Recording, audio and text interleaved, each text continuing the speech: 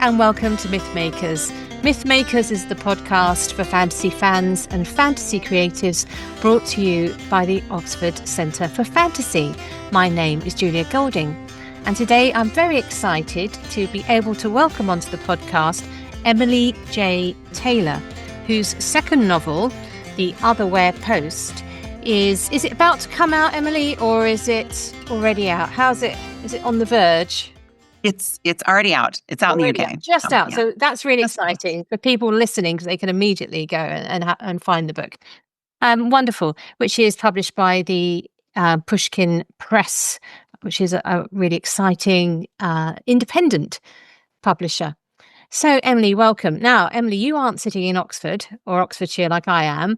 Tell us where you are. I am in beautiful, very warm right now, Minnesota in the United States. It's we're very close to Canada. It's usually cold and snowy most of the year, but right now it's pretty warm. But looking at your bio, you are originally a California girl. I am. I grew up in California and I moved around quite a bit. And then my husband and I kind of landed here, and we've been here for a little while now. So this is pretty much home. But so we're going to be talking mainly about the Otherwhere Post and writing that kind of fantasy, but let's work out how you got here. So what was your journey to being an author, and which of the authors that you've read had inspired you along the way to being a writer? It could be people you've read and thought, well, I'm definitely not doing that. Or those, I'd like to be them. I don't mind, whichever way you take that question. Yeah, I read so much. It's interesting. My path to becoming a writer was a little winding. I worked in advertising and I worked on the creative side. So I actually was an art director for years and years before I started writing books.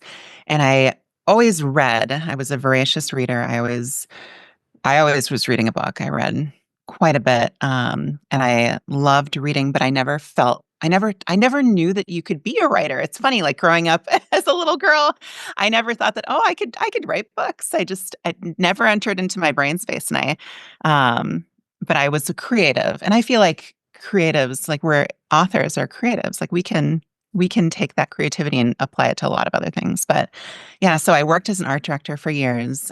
So very visual.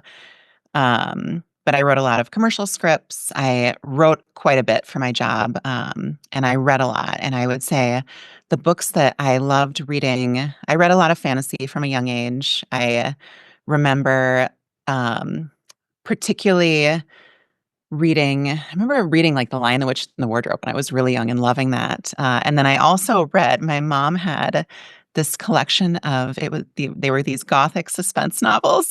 From like, I think there was this one like Daphne du Maurier. I read, her, and then I also read this one author, Victoria Holt. I don't know. Oh yes, yes, rings a bell. Yes, indeed. Yeah, I read everything she wrote growing up, and then a lot of that same ilk. So all these really kind of romantic Gothic suspense novels. Yeah, actually reminded me of a thread that we've never spoken about on this podcast, is that when I was growing up as well, because there was less published for sort of YA readership at that time. Yes. This is a category that I read Victoria Holt, Jean Plaidy. Yes, Jean Plaidy, yeah. Seaton. So these are historical Gothic suspense. In a sort of pre-Raphaelite vibe. Yes. Yes. Oh well, so thank you for taking me down memory lane. Yes. Nobody knows who I'm talking about when I say her name, so thank you. But I was deeply into those, and I read those when I was very young, very impressionable, like middle grade, high school level here. And then I think the first YA I ever read was Twilight. It was, I think it was a lot of people's first young adult book that they read. And that kind of tipped me into YA. And I remember reading everything I could get my hands on that had a vampire in it for a little while. So did you, I wonder if I was maybe a bit older than you. I probably am. I remember vividly, my daughter was reading Twilight, and I heard of the phenomenon. So I remember vividly sitting in a car park waiting outside whilst my one of my children had a drumming lesson. I didn't go in for the drumming lesson because I found it a bit painful. I remember sitting in the car park reading this book and finding myself fixed, absolutely in that moment, in that world, but also sitting there wondering, why does this work? What is the secret to making this work? Yeah, I've Um, because in a sense, it's not, there are things which plot wise, I mean, you can pick it apart. There's some elements mhm, that you can pick apart and criticize. And I think what I decided was that it managed to capture that obsession and breathlessness of a certain stage in your teen years. completely agree. Yes. It's Yeah. really about that. As I mean, the vampires is a nice lens to do that. But I did feel as though I was that 15, 16-year-old again with a crush on somebody who would really not suit me if I thought about it. Um, anyway, so that's what it's funny that, isn't it? That so to write the YA, you have to sort of channel that inner teen, I think, to get Oh, mm. 100%, yeah. I like to say I'm, like, perpetually 17 years old. Yes. Title for I Perpetually 17, yeah. Wonderful. So, um, we I was looking at the sort of the material that came along with your book when I Yeah. was sent a Yeah. lovely finished version, and there was like a little origin story they sent with it. But for Oh, those of you who don't get sent the origin version, we'd like to tell us where the Otherwhere Post came from. yeah. I don't remember what I wrote on that, but I'll Well, I can I'll give you prompts. You said it came in two parts. Oh, yes. Okay, so the first part it actually started. I remember the exact moment it started. It was during the pandemic, and I had a newborn at the time, so I was very sleep deprived. And I remember walking to the mailbox just to get mail, and I had just sold my first book, Hotel Magnifique, which is a standalone fantasy, and I was trying to think of a new idea to pitch as kind of a second, like a follow-up to Hotel to present to editors. So that was in the back of my mind. But I remember walking to the mailbox and I had and staring at the mailbox as one does when they're sleep deprived. And Yeah, what is I this had for? What am I I supposed know, I know. I remember I think it said like property of or approved by the Postmaster General. I'm like, oh, there's interesting world building there. But the idea of, oh, what if mail wasn't ordinary? What if it could be magical? What if we could do things with it, like enchant it to leap off the page and form a missing relative in the air? And that idea of this enchanted mail really gripped me. And then I thought, oh, what if we could deliver mail to other worlds? And that was kind of the big, sparkly idea and I always kind of start my books it's funny, I say I always do, but I've only written two books. Yeah. So is it 100% track record so far? It's a yes, 100% track record, but these questions of taking something that is ordinary and adding a magical twist to it. So I liked this notion of, oh, we could, what if we can deliver mail to other worlds? And all these ideas started coming to me, and I immediately ran back home and came up with my main character, Maeve, who is the protagonist of this story. And it's about her. Do you want me to give a little pitch for the book? Yeah, tell us about the book, Yeah. and then I'll make you tell me the second part, Okay. the Okay. origin story. And Yes. it involves Edinburgh, if you'd forgotten. Yes, yes, yeah, yeah. So I'll give you a pitch for the book and then we'll. So the story is about this girl named Maeve, and Maeve's father committed this horrible crime, and she is essentially running from her she doesn't want anybody to find out that she's his daughter. So she moves from place to place. She's afraid of making friends. She's afraid of getting close to anybody, so she doesn't go on dates. It's this really heartbreaking existence for her until one day she receives this letter, and it's not any ordinary letter. It's enchanted to be delivered right to her. It's from another world, and it tells her that her father was actually innocent. And she has to figure out if it's true or not, because it would completely change her life. So to do that, she sneaks her way into this apprenticeship at this magical school where she learns kind of this dark magic that allows the couriers to enchant letters and deliver them to other worlds. And there she meets a boy And there's this great tension because she has to figure out this big mystery while also being undercover, and she's falling in love for the first time. So she has to learn to learn how to trust and learn whether or not she can trust other people. Yeah. So when you say school, just for those who are listening from a sort of European side, we mean Yes. university level college as opposed to younger kids, Harry Potter-esque stuff. And Yes. it's more like a trade school in a way because they're learning the skills of scriptomancy, things to do with the letters. It's got a theme running through it. It's not so Yeah, I would say it's make like it a like a dark academia apprenticeship. yeah, yeah. Just Yes. so that we're moving out of the Harry Potter world of starting at 11. It's not that Yes. stuff, Yes. No. but it's No, this is older stuff. much darker. Much Yeah. darker, And yes. I mean, I suppose death rates in Hogwarts are quite high as well, but there is a real risk associated with this crossing between the worlds of letters. It's not it's more like going to the armed forces or something, or the Air Force. It's got a sort of death toll associated with it. So stakes are high, as we like to know in Yeah. stories. So tell us about this is probably more to do with the building, but tell us about Edinburgh as a spark for this idea. Yeah. So I had the idea, went to the mailbox, had the idea. And it was just that. It was an idea and I wrote a little bit, I did some free writing on it and I couldn't figure out where like what it looked like. I'm such a visual person. I come from art direction, so I love to have I pull a lot of scrap. I like to create kind of the feel for my book visually so I can picture it perfectly as I'm writing the story. And it didn't really come together until I was traveling. I actually did a writing retreat in the UK, and then I went north up to Edinburgh. And I remember someone asked me what was the square that I was standing in, and I don't remember what it was called. But I remember they were they had all these covered alleyways called closes, and I remember staring at the buildings, and the city itself has a lot of Gothic architecture, and the buildings have this amazing black sediment dripping down the sides that because of the weather there, and it almost makes them look ink stained.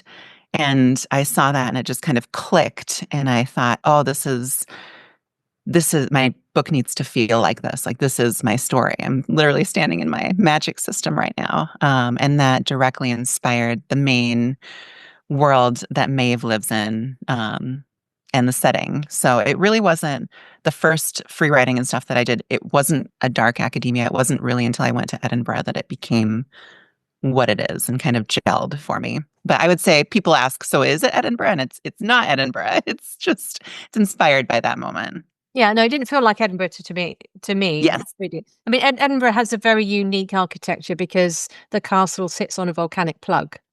So Oh, I didn't know that. Interesting. yeah, Okay.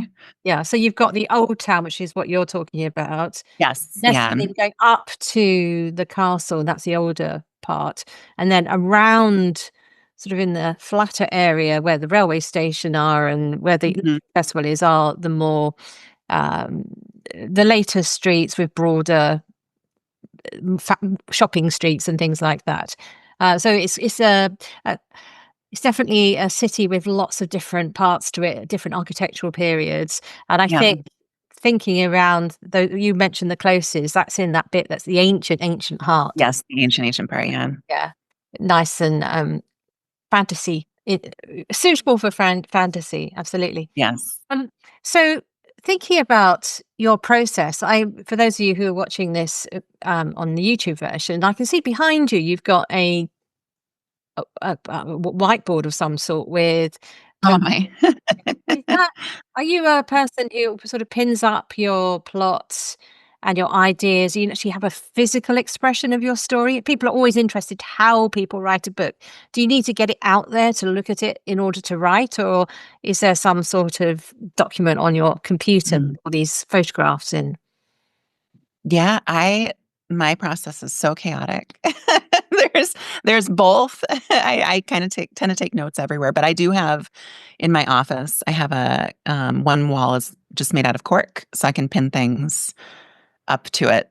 So in as an art director, like I always would pin, like kind of create a mood board uh, in front of me, and so I could like physically take scrap down and put scrap up. And I loved that process, and I kind of continued doing that as I started writing books. So I like to pin different scenes, and I'll print out like little pieces of scrap, or even I tend to take inspiration from everywhere. So not necessarily like visual, but I love fashion, so I might find like a designer that is doing cool things and pin like a piece of clothing from like their show up, or like a cool little antidote from traveling, and create something that is next to me, so that if I am stuck, sometimes I just turn and look at my wall and stare at it for a moment. But I think it helps for me. It helps just to see things visually and have something up. So that sort of goes to my question about you've got a number of worlds in Hmm. your story, including one which is sort of closed off. I don't think that's a plot spoiler because that's established at the beginning. It's fine. Yeah. And you have a map at the beginning of your book, but of course they can't do the map of everything I because know. that would be impossible um, to visualize. But the map is of um, the Otherwhere Post, sort of like the university, Mhm. or the college buildings, which is rather lovely. Um, I didn't use that whilst I was reading. I looked at it later, thought, "Oh, that's nice," but I didn't feel the need for it. So, how do you keep your layers of worlds? I can remember 3. There might be Yes. There's three. Yeah. 3. Yeah, good. I got that. Oh, well done. I read it properly. How do you keep it straight in your head? Because they're sort of layered on each other like parallel worlds. That's probably not quite the right word, but it's not like Yeah. going to America and going to England. It's like you go to this version of England and then another version of England and then another version. Is that right? Yeah. Yep. It's a multiverse. So it's essentially parallel worlds that are layered on top of one another. Um, and I don't know how I keep it straight. I just do. Yeah, I can picture They can actually everything. travel quite a long way in one of the worlds, don't they? Yes. Away from, they can take a train journey. So you have to sort of, there's always that jeopardy about are they going to get back? Uh, Yeah. you know, Yeah.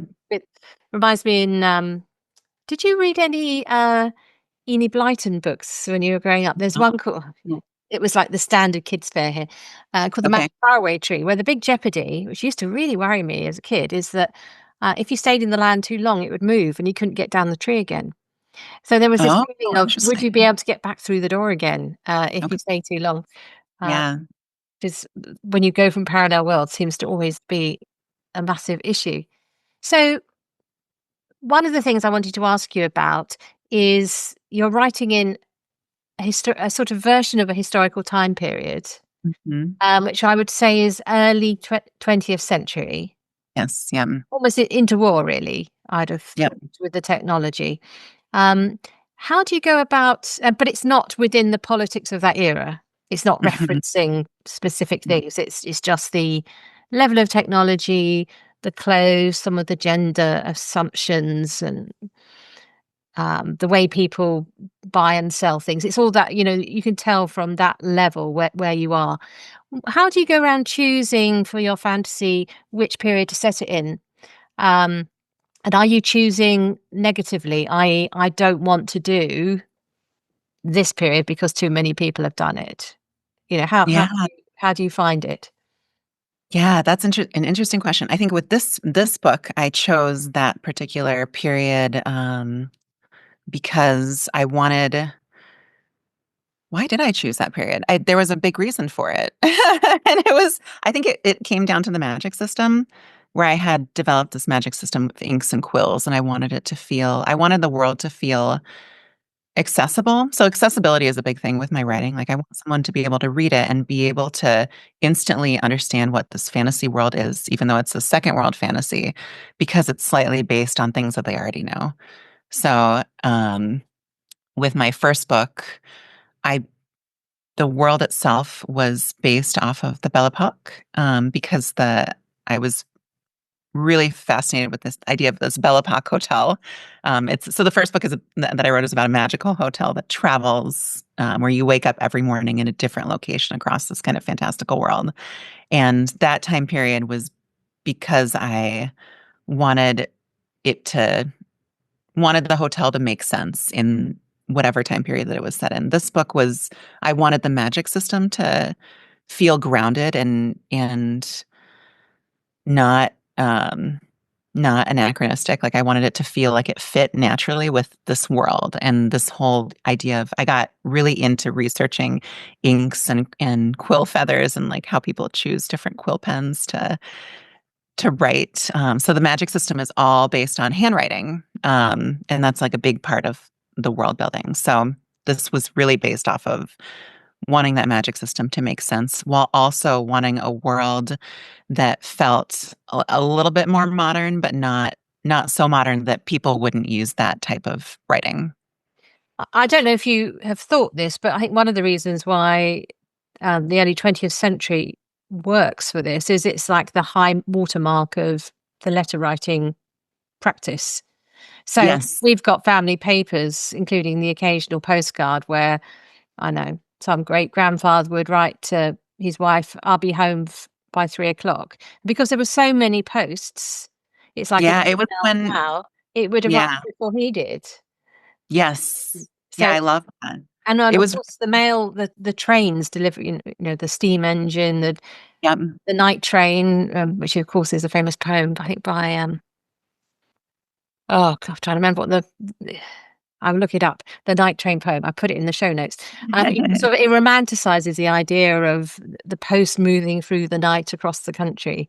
Mhm. Presumably the same in America, though you had more of a the Pony Express, didn't you? Yes. Yeah. That's not this I world. It feels more of a doesn't feel like an American world. It feels more like a kind of UK. That sort of the size of it feels more like a kind of European UK world. Absolutely. Yeah. Absolutely. Yeah, I wanted to set it in a place where it felt more modern too, but then there was this deep well of like ancient history that you could feel in like the architecture and as they're walking through it that you can't I mean you can have a couple places in America, but it's really difficult. And I actually did some research on for a little there was a little blip where I thought about setting it in the US and in the West about because our postal system actually started was the reason why we built a lot of our infrastructure. So like our all of our freeways and stuff were built and railway systems were built because of the Yeah.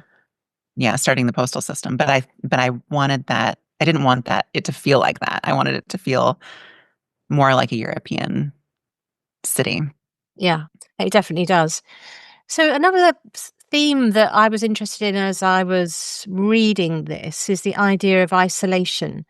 Mhm. So that in fantasy and sci-fi, you've got this possibility in different ways of making smaller communities isolated.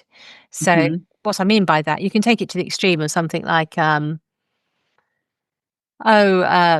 of the Flies, where it's a community Mhm. abandoned on an island and you see what happens. But or the idea of being a place being cut off from the rest of the world. And that has happened to one of your worlds in this story. And in a way, they're all cut off from each other with just this Yeah. frail link of the post still holding them together. Yeah. Um, so, I mean, I've got some views, but tell me what you feel about the potential of the plot of isolation for a writer. Does Mm. that offer you? Yeah, it's interesting. I didn't necessarily come at this story from that angle, but it's in it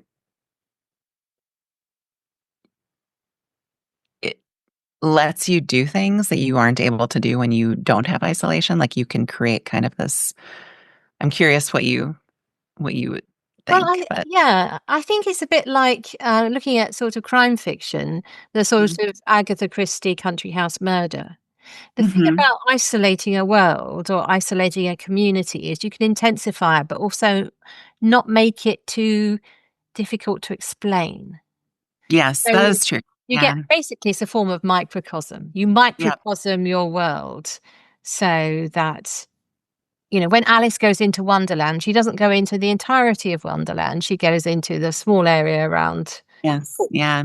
Yeah. Um, Harry Potter is certainly to start with. It's not the entire Wizarding world. It's just Hogwarts. So you basically have little communities which you explore. And for you, it's in your book. I think it's mainly obviously the college, the school for the postal workers, and the area immediately around, the towns immediately around that. Um, you're not doing the whole globe of No. maybe Yeah. No. the globe. I don't want to. Up to. No, I'm just kidding. There's Um, could be a flat Earth. That would, but so I think that maybe that's why instinctively all writers choose something like that, because it allows us to do the sort of the small and beautiful world building, as opposed to, hey, we're going to do a War and Peace style epic. Um, that's a very heavy lift doing that. Yeah, yeah. I definitely do it for like there's a reason why there's only three worlds and one of them is cut off. Um, it's it's already a complicated enough concept that I wanted to make it as simple as possible and easy to digest as possible. So you really focus on the characters and the story, and you're not so confused by all this extra world building. Um, How yeah, and I wanted. Oh, what were you gonna say? Yeah, I was going to ask how much, if it did, how much did the book change from its first draft to the published version? And what was the effect of having your correspondence? See the link, your correspondence with your editor on it. Yeah, so this is I tell a lot of people this. The first draft of the Otherwhere Post is not the version that you're reading. There was a draft that I wrote of the story that was completely different. It had a different antagonist. The plot was different. The characters were all there. They were a little different. Tristan was definitely a different. He was more of like a stereotypical um, love interest than he is in the final version. And I wrote it and it wasn't working, so I just deleted it and started over. So that draft is completely different than what is published. But the first draft of like the version that exists now, it I would say it was more complicated. Like it's just for me, my process. I I love to put too much in sometimes, where I'll I'll complicate things too much. So it's just like really boiling down and simplifying. To get the final results as clear as possible because my magic systems and my world building tends to be like a little bit more complicated. So it's how can I do something that's very easily digestible? And then I say that, but then we added a lot more into. So it's like it's simplifying and making things easily digestible, but then also like layering on top, like world building, so you feel really immersed in the story. Yeah, I think in a way the first draft you write for yourself, and then later Yes. drafts are written for Yeah. somebody else. And that's Oh, that's such an interesting take.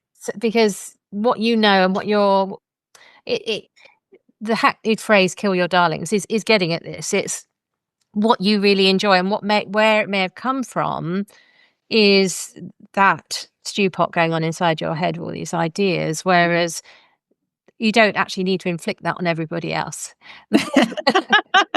Actually, you can get rid of some of that and craft from that material a Yeah. story that goes together. Oh, that's the idea, and that's where an editor can really help. You see what you can't see Yeah. in the Yeah. shaping of it. Yeah. So, would you say that the story is complete, or is there more plans for Maeve and the Otherwhere Post? Is this a standalone, or are you carrying on in this world? It is a standalone. Yeah, I crafted it. It's funny.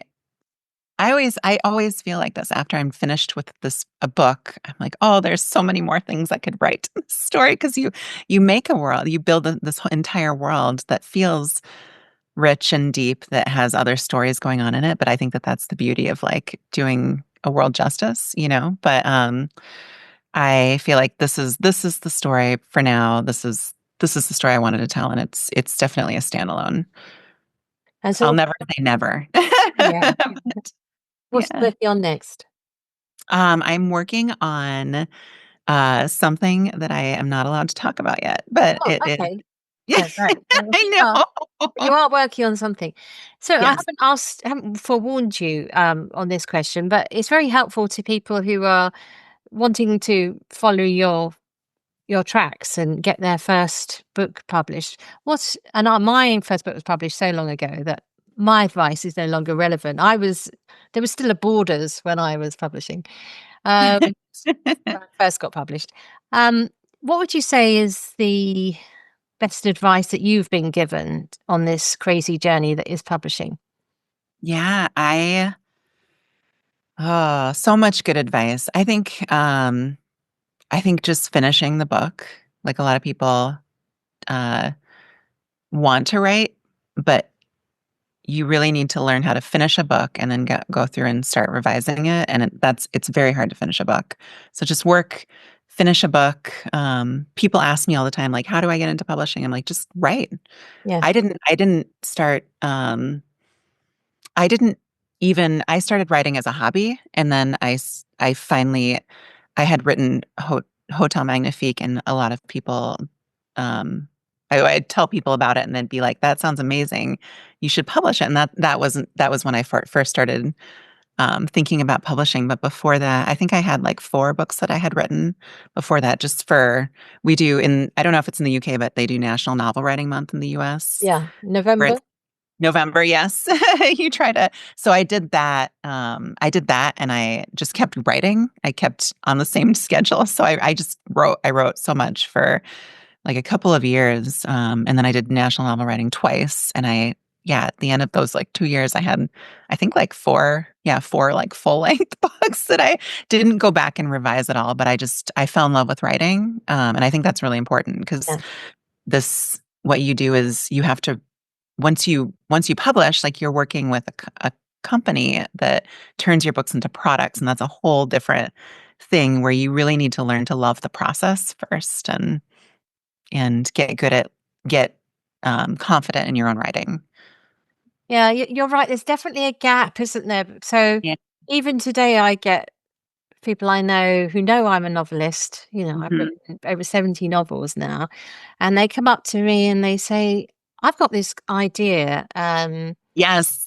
This idea, but I haven't got time to write it. I literally had Mhm. somebody last week who I thought would know me better than this. Here's my idea, and if there you go and do the work. And that's just so silly because novelists will tell you the ideas are the easy part. Mhm. It's the actual boring stuff of sitting down, apply, Mhm. bum to seat and fingers to typewriter. That's the stuff that actually is the difficult bit. And as you say, moving through that to finish something is a real Mhm. achievement.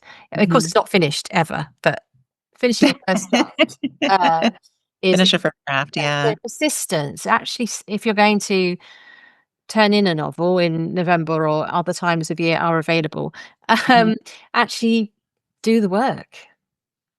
Yeah, just write, finish it. The Yeah. publisher is not going to like you coming and saying, "I've got such a brilliant idea, which I can't be bothered to write," but trust me. Yeah, they're going that's lovely, Emily. So thank you so much for that. And Yeah, we wish you yeah. all the best with the Otherwhere Post. But before we sign off, I always like to end with taking a tour around all the available fantasy worlds and Mhm. thinking about where it might be fun to find a theme from your stories. Where is the best place for something?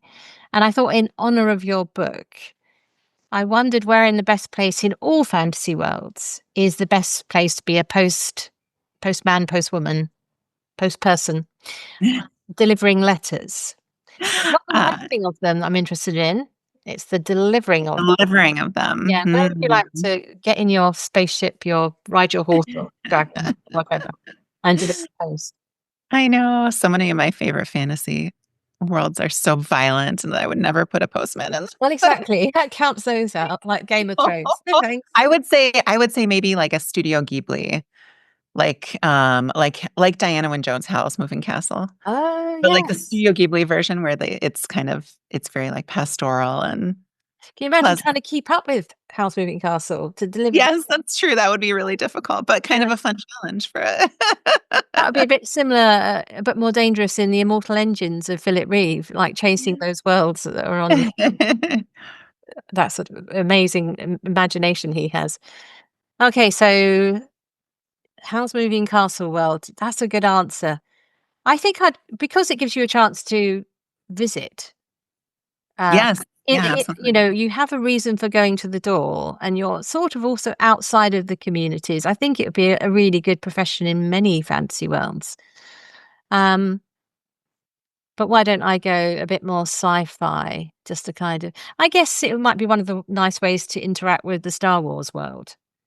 So Oh, that's interesting. not be part of the Empire or anything, but you could just pootle around and drop in. I like the idea of being able to travel from planet to planet. That'd be quite fun. Try not to get caught up in the politics, which I've never been able to follow in Star Wars. A postal worker in the Star Wars world would be Yeah. interesting. Yeah. A different kind of force. Yes.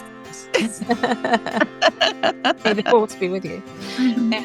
Thank you so much, Emily. It's been lovely talking to you. Thank you so much. Yes, this was lovely. Yeah.